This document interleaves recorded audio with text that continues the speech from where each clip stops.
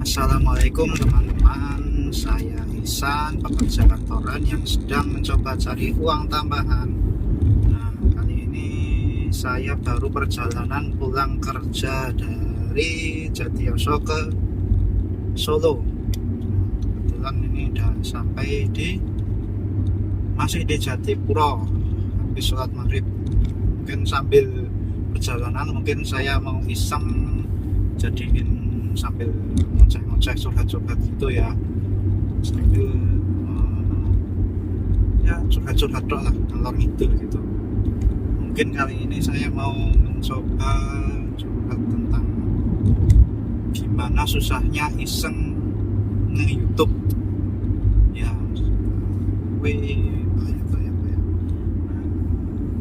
Saya itu udah dari sekitar ya sampai sebulan sih ya mungkin ya, baru kayak pengen mencoba bikin channel YouTube, mengelola channel YouTube secara yang kalau niat juga dibilang niat ya belum niat juga, soalnya masih dengan peralatan seadanya, paling udah pakai HP, pakai mic murahan aja. Nah, kenapa pengen nge-YouTube? Kalau kenapa pengen nge-YouTube, pertama sebenarnya apa yang membuat saya kepikiran untuk nge-YouTube itu karena kalau boleh dibilang sih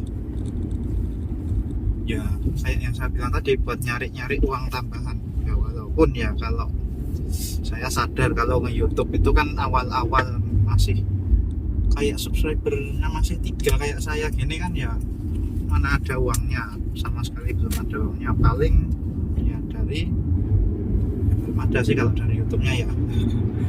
Nah, terus lalu kenapa nekat dalam tanda kutip yang YouTube ya, padahal kan kalau kita lihat YouTube itu sudah sangat jenuh kreatornya ya. Kan apalagi kalau tidak benar-benar ahli dalam satu hal gitu, mana bisa ya kalau gabung baru sekarang, mana bisa naik gitu kan ya. Cuma ya kalau saya sih mungkin nothing tulus lah ya, cuma buat nyari-nyari tambahan, buat sampingan, buat sekedar hobi juga mungkin ya kan, ya apa salahnya lah. Lalu alasan lainnya mungkin kemarin itu saya sempat dikasih tahu istri saya, ayo, ini ceritanya niruin suara istri saya mungkin nggak sama kan. Ayo bikin aja, gabung ke affiliate Tokopedia aja. Saya pikir, saya pelajari gitu ya, affiliate itu kan untuk kalau bahasa awam ya, nggak mau dikasih bahasa yang saya pahami mungkin jadi referral itulah ya. Jadi kalau dia belanja di tempat belanja di marketplace lewat link yang kita share, nah itu ntar dapat berapa persen ya, paling komisi sedikit lah. Lalu kalau nggak belanja pun masih ada komisi klik, cuma ya mungkin nggak banyak lah ya, apalagi kalau sekedar klik ya, long komisinya aja kan juga tidak banyak. Nah itu akhirnya ya saya pikir aja, ya masuk, karena kalau bikin YouTube misal banget ada yang nonton, kalau syukur-syukur rame, nah itu mungkin kan bisa bisa lah untuk tadi affiliate tadi mungkin baru bisa jalan kayak gitu ya. Nah, lalu ketiga itu kemarin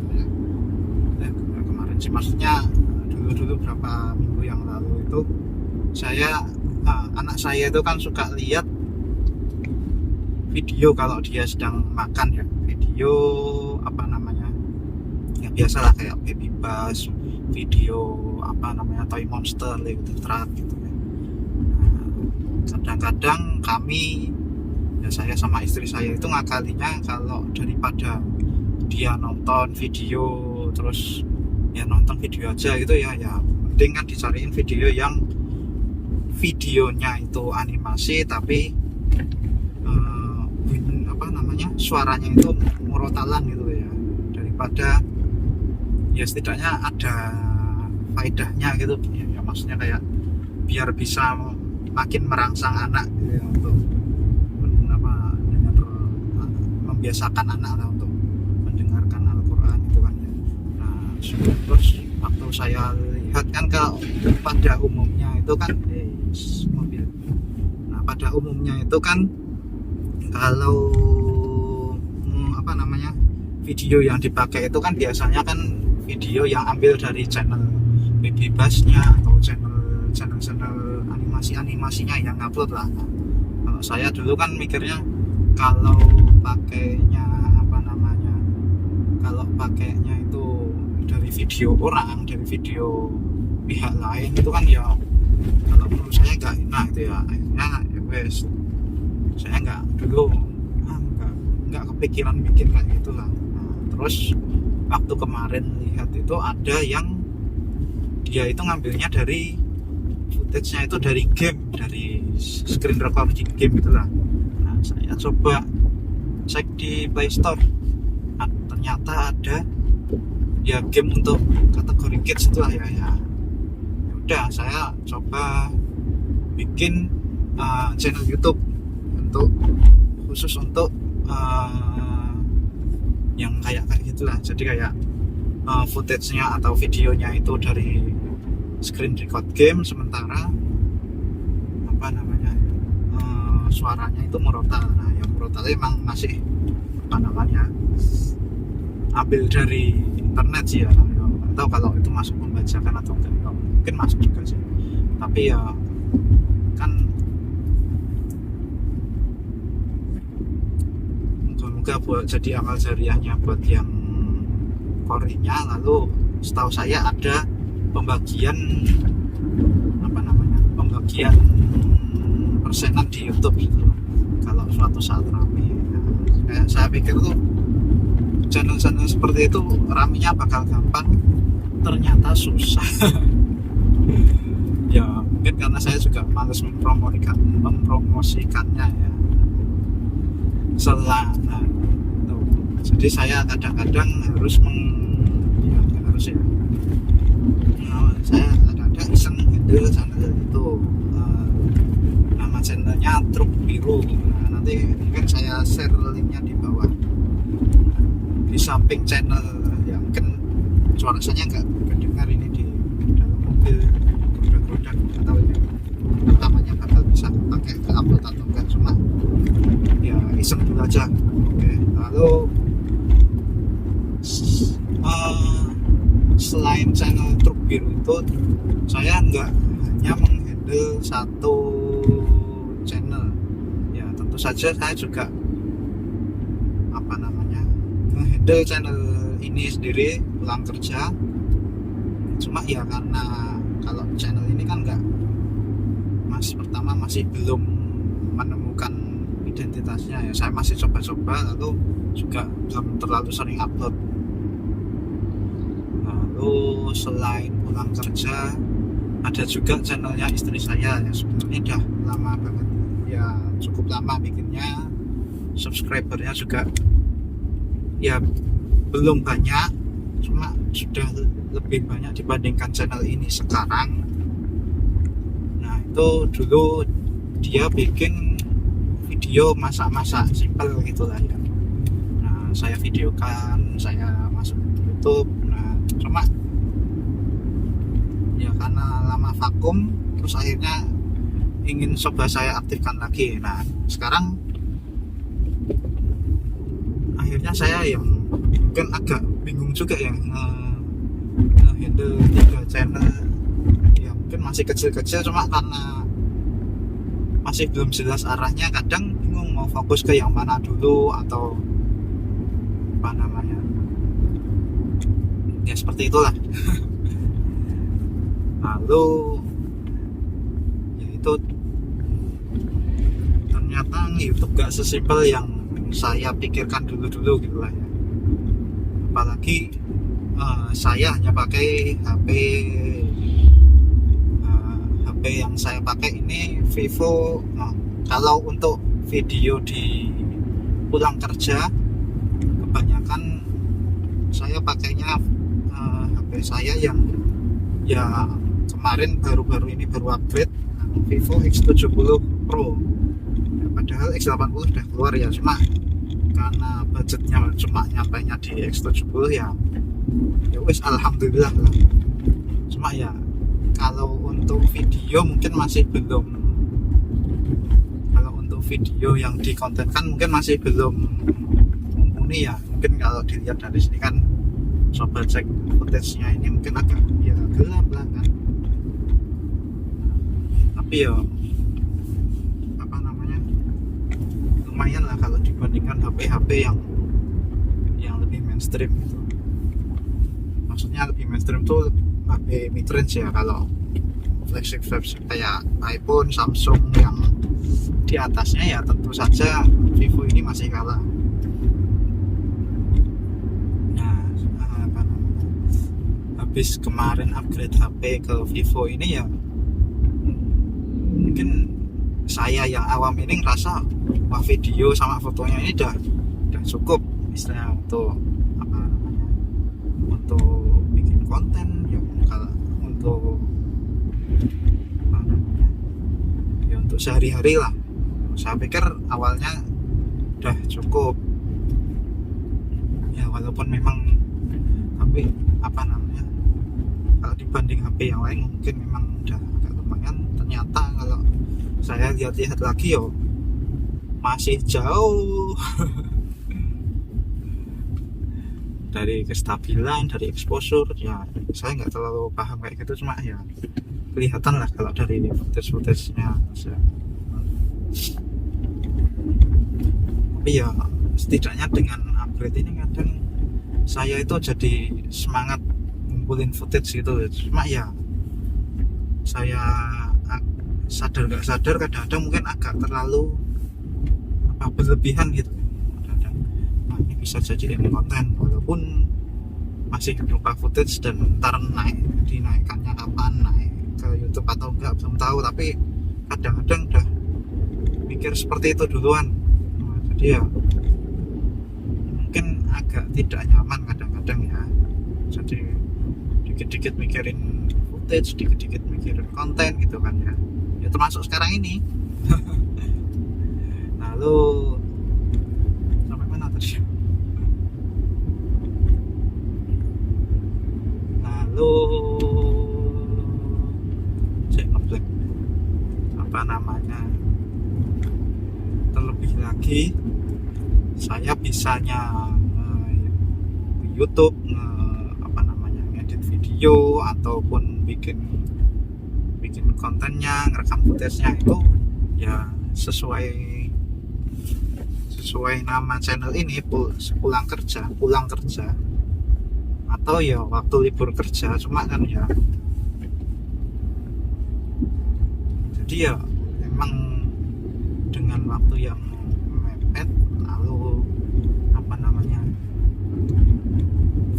gak fokus, harus kira-kira memfilter kira-kira ini footage-nya ini bagus dimasukkan ke channel yang mana, yang channelnya anak dalam tanda kutip, atau channel pulang kerja ini, atau channel istri. Nah kadang-kadang seperti itu, nggak fokus. Nah, lalu malah ya jadinya mungkin malah tidak maksimal sih. Lalu di apa namanya, ditambah pula dengan saya yang orangnya yang apa ya, kalau dibilang pemalu sih ya menurut saya pemalu, pendiam ya. Kalau pendiam sih mungkin ya sih, jadi kurang pede lah kalau bisa dibilang kayak gitu. Ini aja mungkin ya agak memberhentikan diri lah merekam kayak gini ini sambil ngomong. Biasanya kan kalau di video-video saya sebelumnya, kalau ada video di kendaraan kayak gini kan saya cuma diem aja. Nah, kadang-kadang malah saya matiin soundnya itu kan, saya ya saya cobalah berkendara gini sambil ngoceh gini, apa-apa lah ya. Memang mungkin satu sisi saya pengen nge-YouTube itu juga saya pengen melatih apa namanya kepercayaan diri saya saat bicara itu kan. Kadang-kadang kalau saya rasa kan di apa namanya, nah kayak gini kan kadang bingung, nggak bisa lancar gitu ya bicara gini, apalagi komunikasi yang secara formal atau presentasi kerjaan. Nah itu kan yang sebenarnya malah lebih penting. Nah semoga dengan istilahnya sering-sering kayak gini atau belajar dari nge-YouTube ini, setidaknya walaupun nantinya mungkin berhenti di tengah jalan, gagal di monetize itu, setidaknya saya pengen bisa apa namanya, bisa lebih pede, lebih lancar bicara di depan umum, lebih lancar bicara secara di apa namanya, di acara yang lebih formal gitu ya. Nah gitu sih. Nah, susahnya. Nah tadi kembali ke apa namanya, apa namanya terus kembali ke bahasan awal, keluhan awal saya tadi ya, susahnya nge-YouTube. Nah nge-YouTube itu ternyata nggak sesimpel apa, sesimpel yang dipikirkan. Kadang-kadang kita melihat ada konten kreator yang mungkin footage-nya kurang ya, padahal sudah bagus, cuma bagi penonton awam kadang-kadang kok gini gitu. Ternyata itu ya effortnya luar biasa. Saya baru nyoba kemarin itu iseng nyoba video review, bukan review juga sih, bahas tentang gamepad itu. Kayaknya sampai konten ini naik, gamepadnya juga nggak tahu bakal naik atau enggak ya. Nah, itu ternyata ribet. Kalau mau syuting langsung nanti harus ada yang, maksudnya kalau kita megang barang harus langsung ngomong itu kan nanti ada harus yang bantu ngerekamin. Sementara waktu yang saya apa namanya, yang saya punya kan juga cuma waktu pulang kerja sama libur kerja tadi. Nah itu kan yang bantu paling istri, tapi istri pun ya waktunya juga nggak banyak kan, kebanyakan lebih fokus ke ngurus rumah ya, tugas utamanya ngumpulin footage lalu bikin shot yang pantas gitu pun ternyata nggak mudah. Jadi yang enak dilihat, yang apa namanya, apalagi yang beauty shot itu wah ternyata susahnya minta ampun, apalagi kalau sumber daya kita masih terbatas ya cuma HP, cuma mic satu, yang mic pun mic kecil yang suaranya masih kemersek gitu ya gitulah. Lalu masalah teknis lagi, kalau pulang kerja berarti kan udah malam ya. Nah pencahayaan itu kan masih jadi PR di video-video saya. Jadi paling kadang saya akali pakai flashnya HP lain, cuma itu pun kan tidak proper gitu.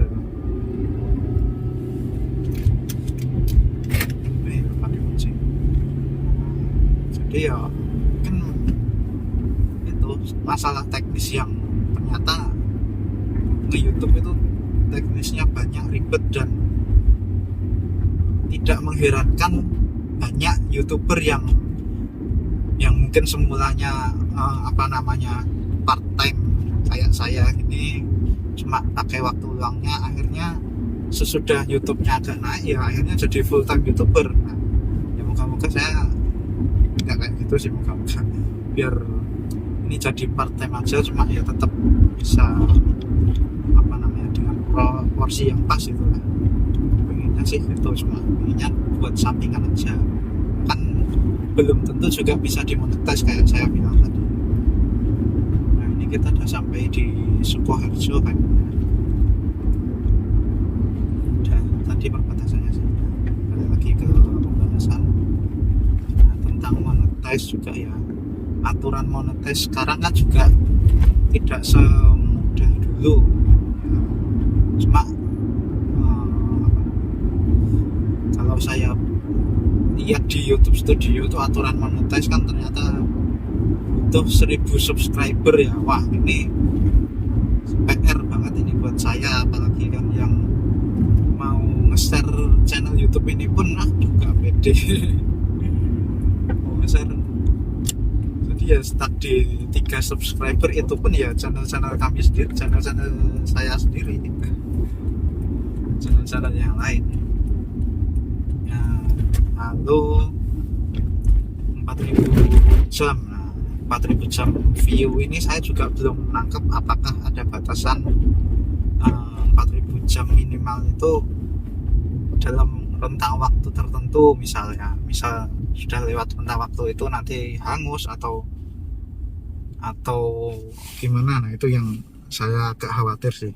Cuma ternyata saya tadi baca artikel, tadi sempat baca artikel di internet ya, kalau YouTube sekarang mulai meringankan syarat monetasi konten-konten dari konten kreator ya. Nah, salah satunya yakni monetasi YouTube Short. Jadi untuk konten-konten short itu syarat monetasinya kalau saya nggak salah itu sama minimal 1000 subscriber, lalu 10 juta penayangan dalam waktu 90 hari. Itu ya luar biasa sih. Kalau ntar ternyata udah hari ke-89 baru dapat 9 juta penayangan, bingung ya gitulah. Terus ya meskipun ada peringanan sih, istilahnya kayak jalan ekstra untuk monetisasi saya. Nah, itu mungkin ya memang masih cukup berat, apalagi ya bagi saya yang belum pede ini, karena kan kontennya belum banyak. Terus juga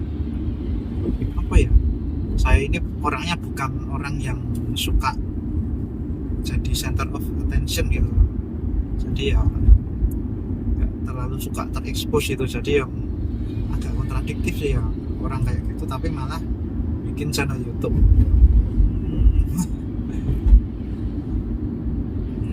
Terus yang menarik sih ya, kalau saya lihat dari upaya YouTube dalam menggait konten kreator, apalagi tentang persyaratan short tadi, ya mungkin upaya YouTube untuk mengimbangi TikTok mungkin ya. Saya sendiri kurang paham sih, cuma karena saya nggak main TikTok ya. Cuma kalau dilihat dari trennya sekarang kan banyak yang lebih konten kreator lebih banyak ke TikTok ya, mungkin nggak pindah, cuma lebih banyak bikin konten di sana. Terus algoritmanya juga katanya lebih menarik, lalu juga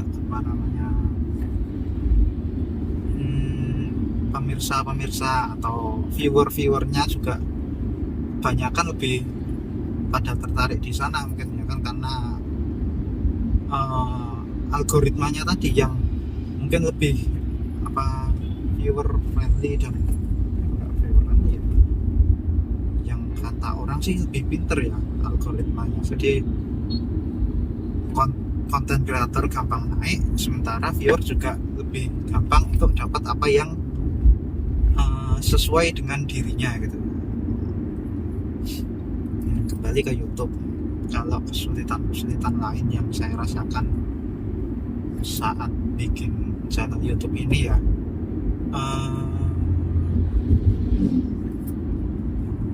itu paling PR nih menurut saya itu ya ngumpulin 1000 subscriber tadi.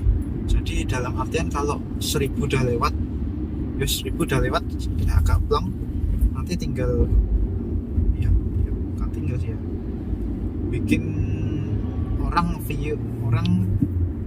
bisa view banyak, bisa penasaran untuk nge-view ya. Kalau secara teoritis menurut saya kalau orang bikin orang penasaran untuk nge-view itu lebih mudah, soalnya kan kita sering kali ya search ke YouTube terus penasaran dengan misal tutorial bikin pisau gitu ya misalnya, kepikirannya random banget. Nah itu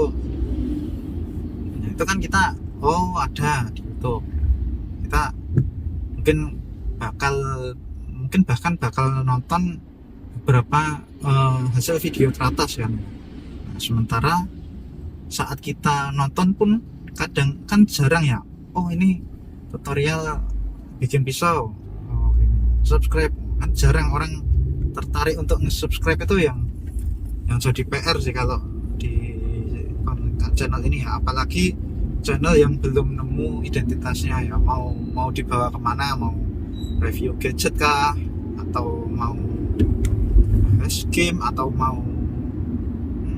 ngobrol-ngobrol kayak gini di atas kendaraan, ya itu yang masih jadi PR sampai sekarang mungkin. Ya mungkin kalau menurut saya ya ambil hikmahnya aja, nikmati prosesnya, moga-moga nggak bawa banyak madarat lah kalau menurut saya. Oke, mungkin ini udah sampai, masih di Sukoharjo tapi udah sampai di jalan ya ibaratnya jalan besarnya dari Wonogiri menuju Solo lah. Mungkin sampai sini dulu. Kalau ada kata-kata yang salah saya minta maaf. Sampai jumpa di video-video lain. Boleh subscribe, boleh like, boleh dislike, bebas lah. Kalau mau share ya syukur-syukur, sangat terbantu sekali saya. Oke, sekian, terima kasih. Dah.